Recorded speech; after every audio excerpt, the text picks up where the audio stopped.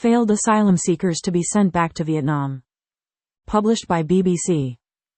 Dozens of failed asylum seekers from Vietnam are to be sent back to the country on Wednesday, using resources the last government had earmarked for the Rwanda scheme.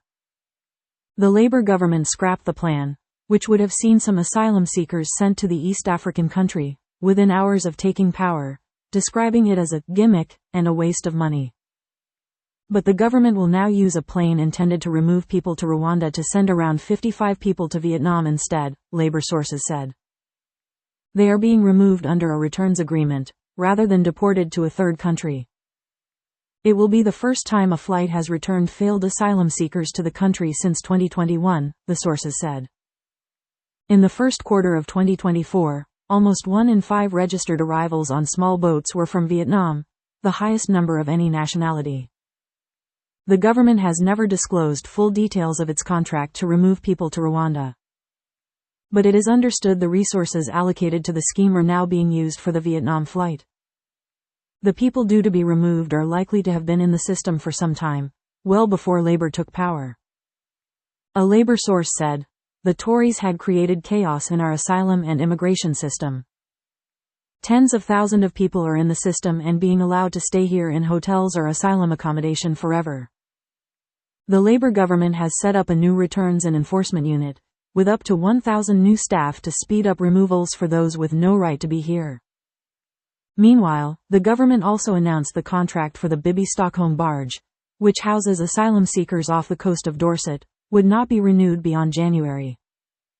The Home Office said the move was part of a commitment to clear the asylum backlog and fix the system. On Monday, Home Secretary Yvette Cooper told the Commons the Rwanda scheme had cost taxpayers £700 million and resulted in only 4 people being removed to the country voluntarily. The scheme was aimed at deterring people from crossing the channel in small boats but was stalled by legal challenges. Ms. Cooper said by scrapping the scheme the government would save £220 million on further direct payments to Rwanda over the next few years, as well as up to £750 million that had been put aside to cover the scheme this year. She said some of the money saved would be invested in a new border security command, bringing together border force officials, police and intelligence agencies to tackle people smuggling gangs. The government has also redeployed Home Office staff from the scheme to work on enforcement and returning failed asylum seekers. Labour has confirmed it will resume processing of all asylum claims, including individuals who arrived in the UK illegally. It says it plans to return people with no right to be in the UK to their home countries. However, the Conservatives have accused Labour of giving an effective amnesty by sending the message that, if you arrive by small boat, you can claim asylum. Shadow Home Secretary James cleverly questioned how people who had been refused asylum from countries like Afghanistan, Iran and Syria could be returned.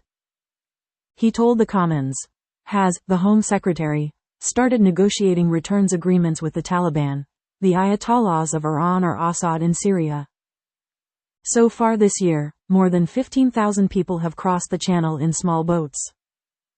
The figure is higher than numbers for the same period in the previous 4 years, although in 2023 as a whole there was a drop compared to 2022.